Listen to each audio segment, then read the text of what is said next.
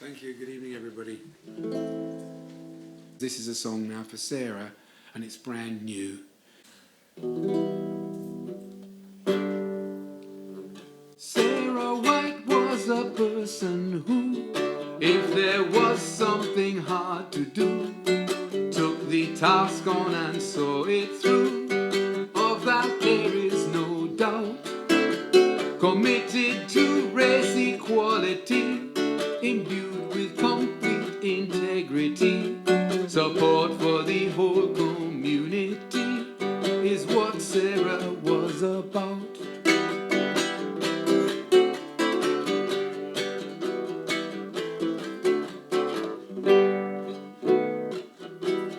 Celebrated activist Sarah White has left us and gone into that good night. She deserves our thanks and admiration for all she has done. Born in the Hertfordshire town of Welling, where art and politics got under her skin, she attended badminton school for girls where she had some fun. She read history of science and Russian at the University of Leeds, then spent a year in Moscow where her activism grew from small seed. Yeah, Sarah White was a person who, if there was something hard to do, took the task on and saw it through. Of that there is no doubt. Committed to race equality, imbued with complete integrity. Support for the whole community is what Sarah was about.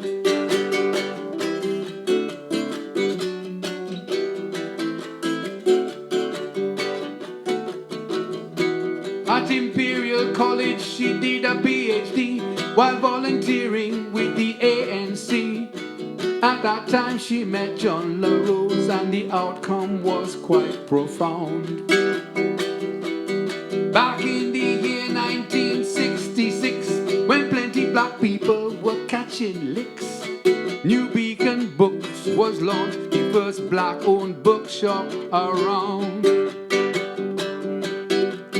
Sarah delivered packages on her moped with real poise, married John and fostered a good relationship with his boys. Yes, Sarah White was a person who, if there was something hard to do, took the task on and saw it through.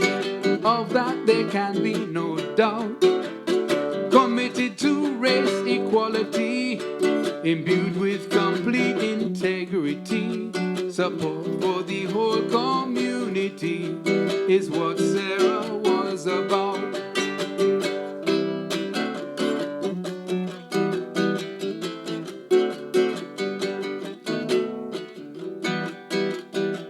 New Beacon, Bovill, Logomature and Race Today held a book fair where radicals could have their say. In the organizing committee, she played a pivotal role. She also had production skills which bore fruit when they launched the George Padmore Institute to document the struggle of black Britons was its primary role. Never seeking the limelight at any time in 40 years, she is truly celebrated by her many peers. Yes, Sarah White was a person who, if there was something hard to do, took the task on and saw it through. Of that there really is no doubt. Committed to race equality, imbued with complete integrity.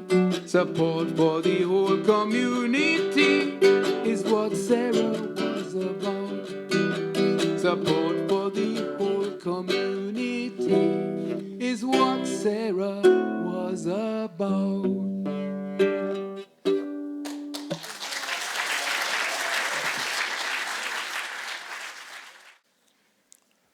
Good afternoon. It's great to see all of you here to pay tribute to the life and work of Sarah White, a great woman. A book could be filled with Sarah's achievements, but I just have time to share some short remarks about what she was like when we interacted with each other. We all know that John was a brilliant visionary and man of ideas. Sarah was a woman of details and practicality and everyday dedicated application. Without her, a great many of John's achievements in black politics and culture over a period of more than 40 years would not have come to fruition or would have been much more limited. New Beacon Bookshop. She was so resourceful. She navigated the commercial intricacies and difficulties involving running and being physically present in a small independent bookshop 5 or 6 days a week over a 43-year period. She ran a book service for black books when it was unfashionable. During an 8-year period when I had a job requiring me to drive all over London, she would load my boot with books to deliver to other independent bookshops all over the place, from Peckham to Hackney to Kilburn. Saved money. On New Beacon Publishing, Sarah taught herself to be an expert copy editor. We worked together to edit and publish Foundations of a Movement, a book of more than 70 tributes to John La Rose from political and cultural activists from around the world, A Meeting of the Continents, a book about the history of the International Book Fair of Radical Black and Third World Books with Shamila Bismahan, the books Changing Britannia and Building Britannia, and others. On the GPI and fundraising, Sarah worked ferociously hard to put together the really difficult, detailed funding applications that were often so successful. She'd often ask me to go with her to meet potential funders, and then afterwards tease me, saying it made her nervous when I told his potential funders we would do what we wanted to do with or without their funding. It would just take longer. She'd then giggle and tell me that I'd be to blame if we didn't get the funding. She still always wanted to take me along to these meetings, though. On social support, I was very close to John La Rose and saw at firsthand the huge social and domestic support she provided him to underpin his work. I've spoken elsewhere about the uncomplaining way, on top of all her other work, which Sarah opened their famous home at 2 Albert Road to generations of leading political and cultural activists from across the global black diaspora. Finally, on Sarah's character, one little known aspect of Sarah's character was her fortitude from the Black Power days of the late 1960s onwards in withstanding direct and indirect attacks from people with a race-first or strong black nationalist ideology for being a white woman. John was, of course, contemptuous of these attacks. At her funeral, I used the following words to sum up her character as I experienced it: hardworking, dedicated, talented, self-effacing, modest, shy, generous, affectionate, cheerful. I'll sum up my feelings for her in one further word: admiration. Thank you.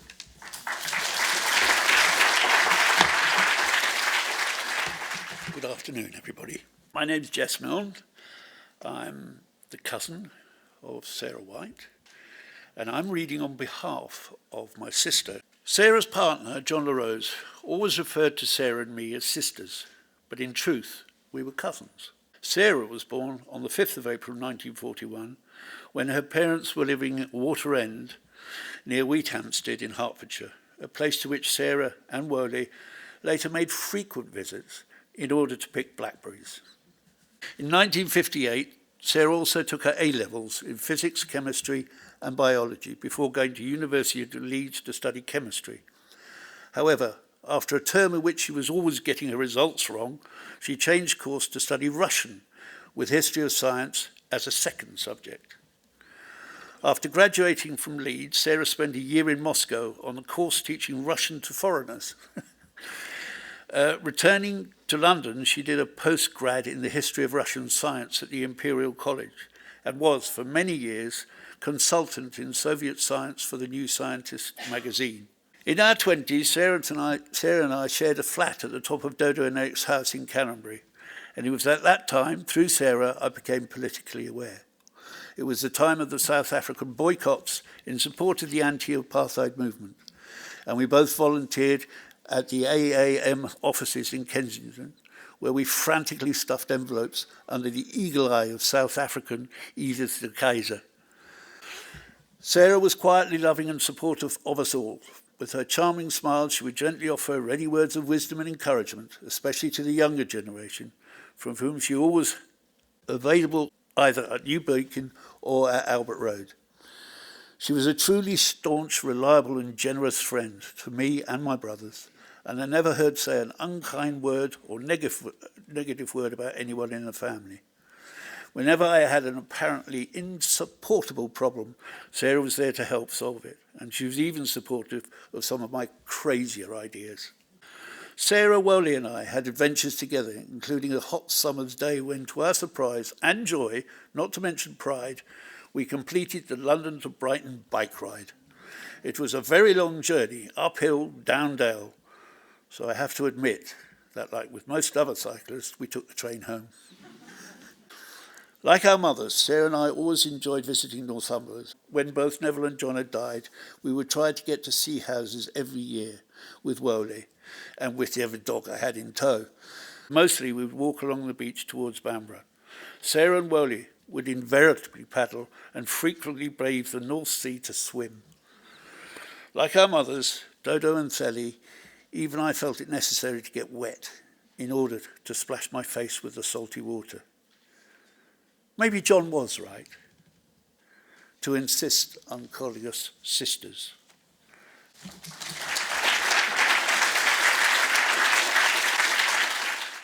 I first met Sarah and John when they were still selling books from where they lived. The New Beacon bookshop was after that. Whenever I visited the New Beacon bookshop, I would be greeted by Sarah, who was warm, friendly, generous, and efficient. I also came to realize that she was one of the main people managing the process when New Beacon published some collections of my poems. She was very kind to me, and I liked her. I also knew that she was a major support to several friends of mine. She will be remembered, I'm sure, by all of us. I was invited to read a poem, and the one I've selected is Soprano. They say she sang her heart out day before she died. Truth is, she sang her heart out time after time, just like the day before she soared into another life, still singing heaven. Hi, I'm James Kelman, and this is a tribute to Sarah, and the way I see it is in the spirit of Sarah.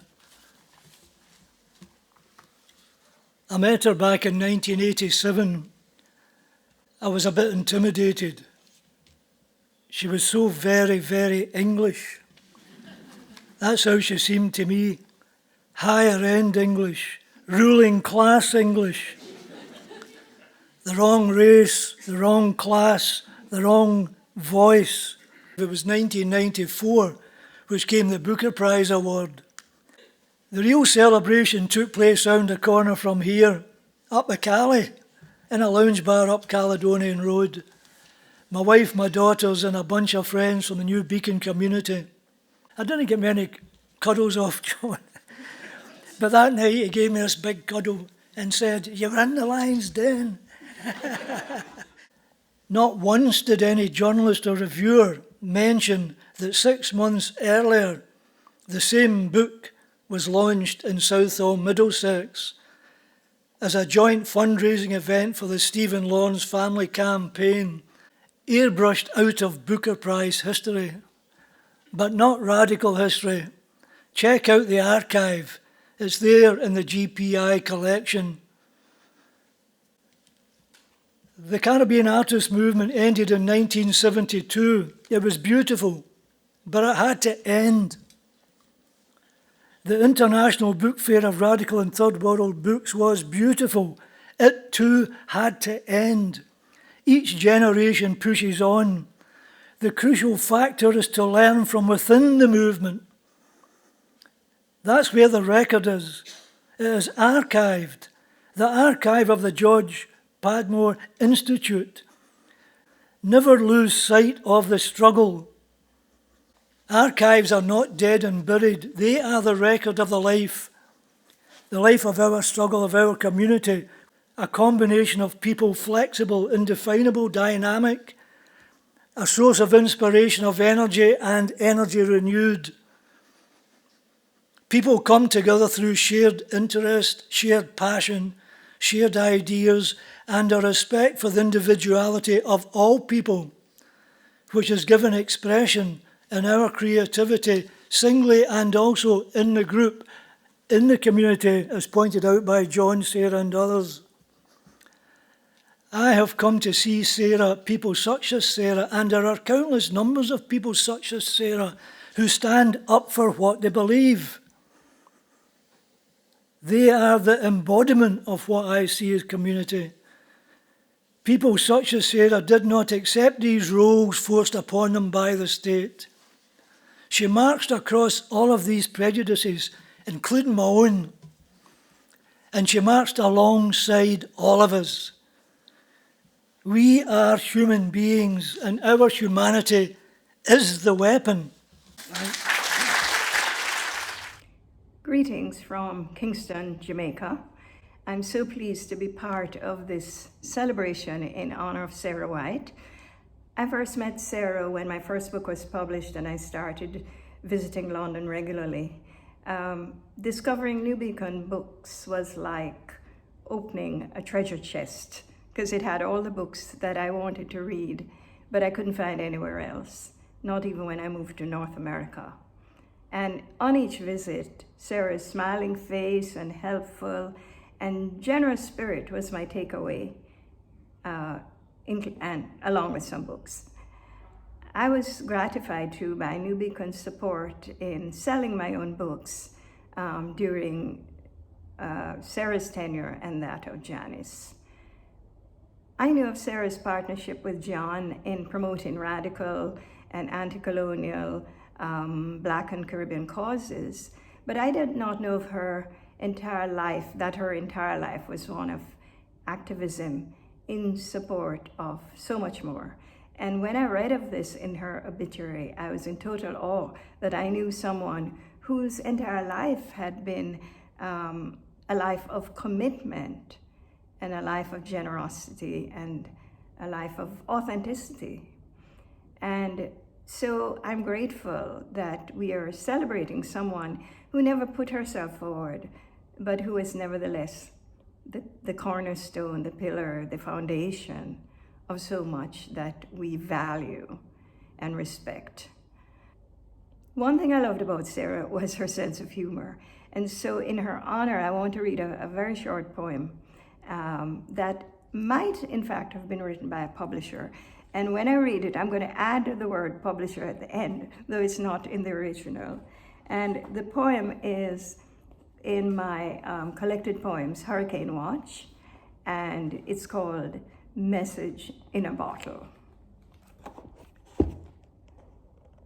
In its daily scarring of the rim of islands, the ocean prays for the invention of postcards, telephones, email, transatlantic cables, tired of the tedium of reading bottle mail and its futile blatherings. Under a hostile sun I lie.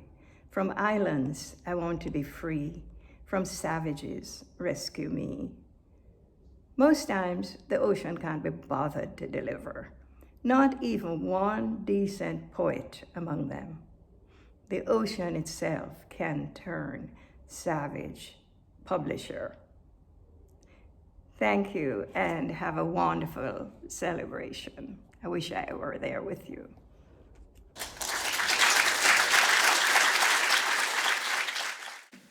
Hello, my name is Remi Harris, and Sarah was a friend of my parents, a family friend, and my friend. I always knew Sarah. Sarah was always there on my birthdays, before I can even remember having birthdays. My birthday is the 31st of December, New Year's Eve. So it was always part of our seasonal celebrations to see Sarah, and she and John would pop in for a visit on the day. She always gave me a card and cheque for my birthday right up until I was about 45 years old. And by custom, the amount would always be my age, so I was starting to be quids in from this generous tradition. With Wally's birthday on the 26th of December and John's on the 27th, we'd always pay a seasonal visit to 2 Albert Road, which is a really strong memory from childhood. On the menu, always Sarah's famous honey ham and mince pies. I asked Sarah for the ham recipe, and she gave me a copy of the cookbook. It was from Rita Springer's Caribbean Cookbook. The same book contained a recipe for boiled dolphin's head, which neither of us ever attempted.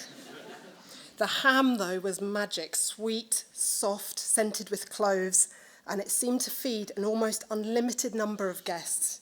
You could go back for seconds and thirds, and yet there were always leftovers. Another memory of Sarah was at New Beacon Books on stock-taking day. The team of New Beacon supporters and volunteers and their children would turn up to help Sarah and Janice to count the stock of books once a year. If you think that would have been boring for a small child, you really don't understand what kind of serious and nerdy young child I was. But the stock-taking, book-selling and ham-making were just the start of many, many things I learnt from Sarah. Like her, I did lots of work involving committees, both as a volunteer trustee and in my work at my job in the music industry.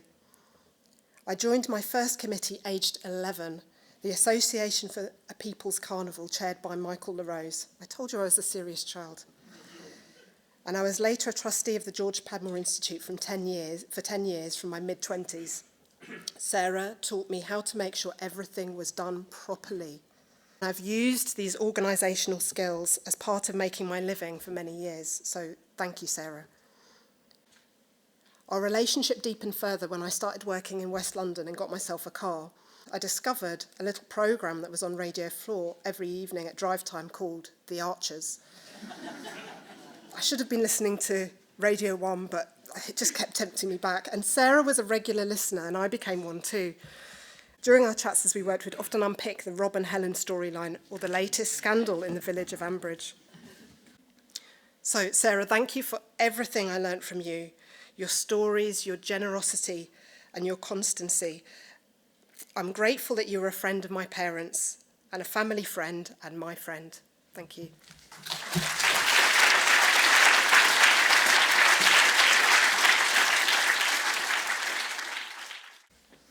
Good afternoon, everyone. My name is Mary Robson, and I first met Sarah over 20 years ago, introduced to her and John by my partner, Ali Hussein.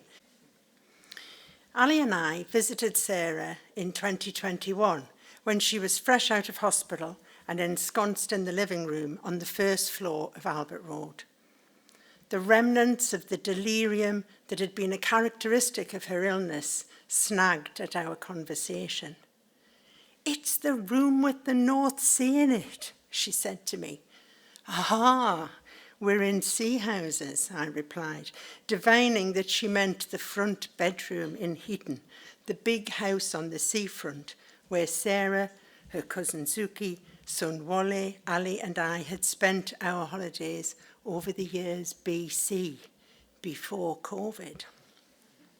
"Of course we are," she said. "We can't get there now, but I have a plan. We can land a helicopter on the beach." Sarah, ever practical. Months later, I told her of this conversation, of which she had no memory. I remarked on the poetry of the description of the sea in the room. "Do you know," she said, The northeast coast has been at the edge of my illness all the way through. I don't know if it's because of memories from childhood or because you and I were discussing it just before I became ill, but it has been there with me all the time. Sarah loved the sea. She would seek it out. She loved swimming in it and passed that pastime on to Whalley. They would head out of London to the pebbly beaches of the south coast for day trips and dips. There's a wonderful photograph of John and Sarah here, walking on a beach somewhere with beaming smiles, and Whalley, a young child on John's back. The five of us, and a dog or two, went on our holidays to sea houses for nourishment. The familiarity of it all was sustaining.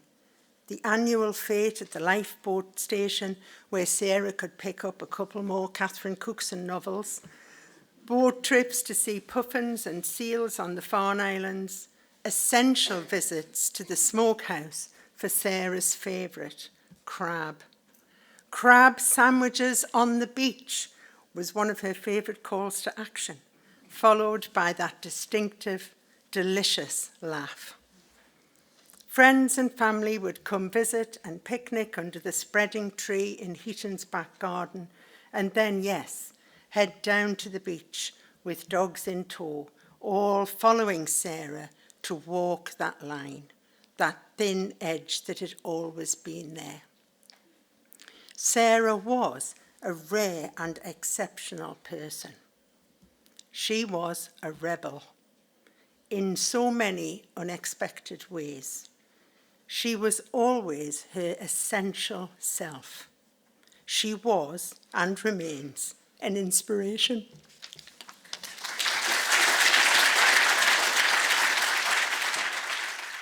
Hello, my name is Sarah Miller, and I am a friend of Sarah's. And I'm speaking also on behalf of another friend, Michelle de Brolio. And we met Sarah around 10 years ago in support groups, the family carers of those using mental health services in Haringey. And myself and Michelle were going through very difficult times at that time, learning how to support our family members who were living with severe mental illness and trying to navigate the sometimes inadequate, frankly, mental health system. And I just found Sarah just such a wonderful inspiration and support. And she had such a positive approach, as well as her enthusiasm devoted not just to support her own family, but also to support other people and to work collectively to fight for improvements in the system. And we were part of the Carers and Service Users Forum, engaging the experiences of patients and family carers to help to shape local services. In 2016, with Sarah, myself and Sarah and Michelle, initiated what we called a Charter for Better Mental Health Services in collaboration with many other family carers and patients and staff. And our aim was to highlight the need for improvements to local mental health services, which all too often are letting down patients and families. And we used that to lobby general election candidates. It's amazing how she found all this time to do all of these things, as well as all the things we're hearing about with the George Padmore, that this was part of what she was doing as well. Sarah was such a lovely friend to us and support to me and to many other family carers. She gave us such hope for the future. And what shone out for me was her irrepressible cheerfulness, her sense of humour and wisdom and empathy, and her ability to connect with people from all sorts of different backgrounds and listen to others and just help us get through difficult times and to find solutions. And in particular, two things in particular. Firstly, when she would ring me up, she'd always say, "Hello, Sarah, it's the other Sarah here." And we also I've got lovely memories of walking and talking. The walks along Parkland Walk and in Finsbury Park, where we had our carers meetups to share our challenges and to support each other. And she is very much missed. Thank you.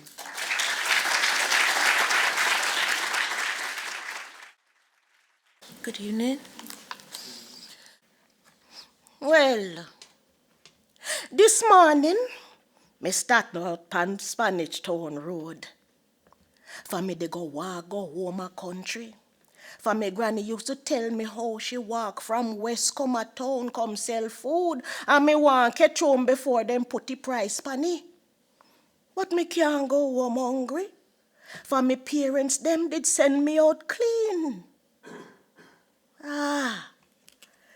See one standpipe there?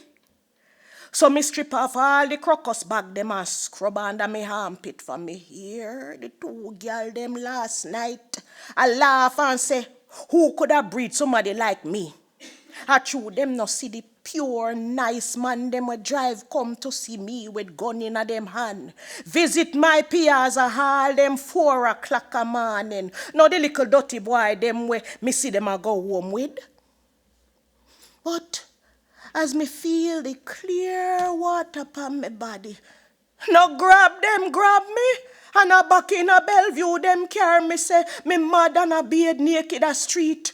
Well, this time, the doctor and the landlord operate and take the whole radio from out of me head. But when them think say me under the chloroform, them put it down careless. And when them gone, me take the radio and me push it up in me belly if keep the baby company. For even if me no make it, me want my baby know this ya rhythm ya from before she born. Hear the DJ a play say. No feel no way. Town is a place that I really can't stay. Them Cuba ribbit me hand, ribbit me toe. Me want go a country, go look mango. And same time the doctor and the landlord trigger the electric shock. And me hear the DJ voice ball out say, murder! Pull up, operator.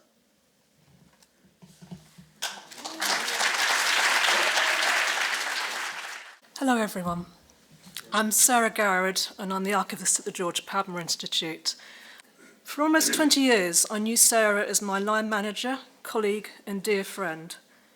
When I started at the George Padmore Institute in 2003, the archive was in its infancy and I was employed as archivist to catalogue the initial collections for public access. One of my earliest memories is of walking up the road with Sarah to meet John at the house at Albert Road. Rather than being shown my desk and left to contemplate a room full of disorganised boxes, I found myself sitting with John and Sarah in the sun on the veranda at Albert Road. They invited me into a conversation about their vision for the archive and the materials that had been amassed to date. Sarah ensured my glass of juice was kept topped up throughout, and, this is just an early example of the warmth and hospitality that I came to experience from Sarah throughout my time at the GPI. On our walk to and from the house, I immediately felt welcomed and at ease. What better way to boost the confidence of a new employee? I felt refreshed and ready to commence the tasks at hand. Sarah was always interested in the person and treated them with respect. I think subconsciously we all thought that Sarah would always be there, a familiar face around the door, someone we could go to at any time. In 2019, Sarah did an interview with a researcher. She described herself as a practical person, the doer, who was there to help others achieve their goal. Indeed, Sarah always let other people stand in the limelight, self-effacing, not so much through shyness, I thought, but rather someone who just preferred to work behind the scenes. Sarah was also an optimist. Everything would work out in the end, and I believe that's something Sarah would want us to keep in mind now, to this day. I'd just like to read out a few words from our current office manager, Teresa Palmiero. Sarah was such a force of energy which shone out of her smiling blue eyes. Her passion in showing me how valuable and unique the archives at the George Padmore Institute are was infectious. She taught me how the GPI represents the spirit of collaboration and alliances, and the dignity and humanity of the many organisations and individuals which stood for racial and social justice, which in effect perfectly describes Sarah and John LaRose. I loved chatting to Sarah about any topic. Conversation would flow easily in any direction. I do hope she would have been proud of the care the current team and trustees are taking of her legacy. So we must continue to celebrate Sarah's life and legacy. We must make sure that legacy is preserved. Sarah's dedication, time, and hard work is bound up in the existence and achievements of both the GPI and of all those who knew her over the years. Her warmth and hospitality brightened our lives and gave us the strength to carry on. Sarah's deeply missed by all, including myself. Thank you.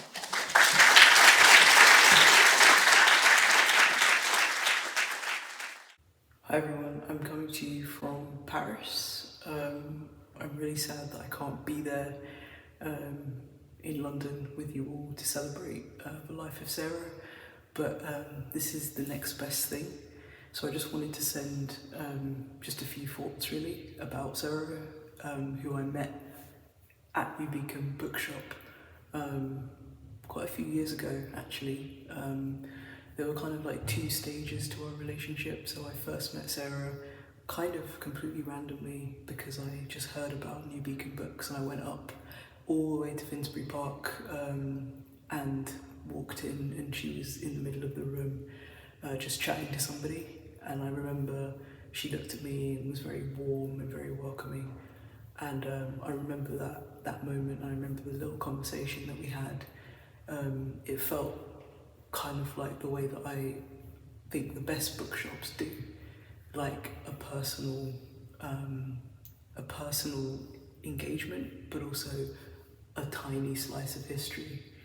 I remember leaving with that book, but then I came back to New Beacon Books a few years later when I was commissioned to write some poems based on the archives at the George Padmore Institute. And that's where I started to write the first few poems that eventually became Surge, which I think deepened my relationship with the George Padmore Institute. Sarah will always be there just to sort of chat, talk about things, discuss things.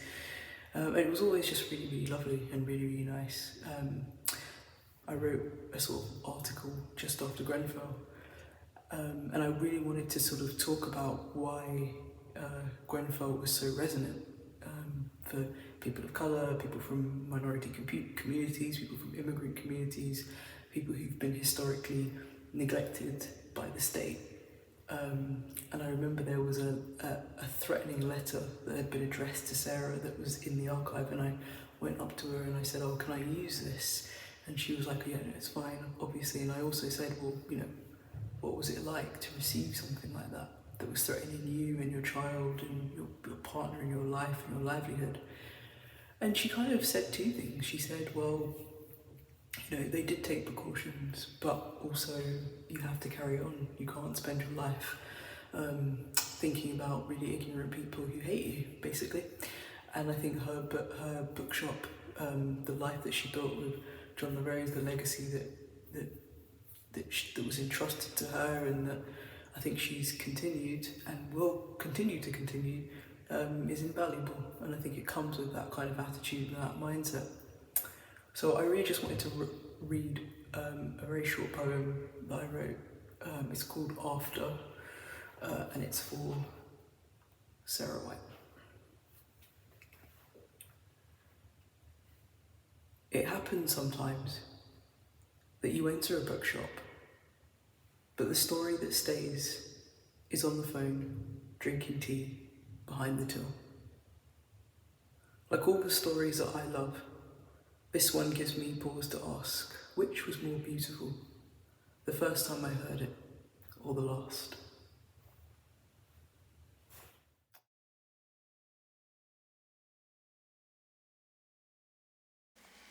Good afternoon. I thought I would let John LaRose have the last words. There's a poem by him called Sometime from his collection, Islets of Truth Within Me.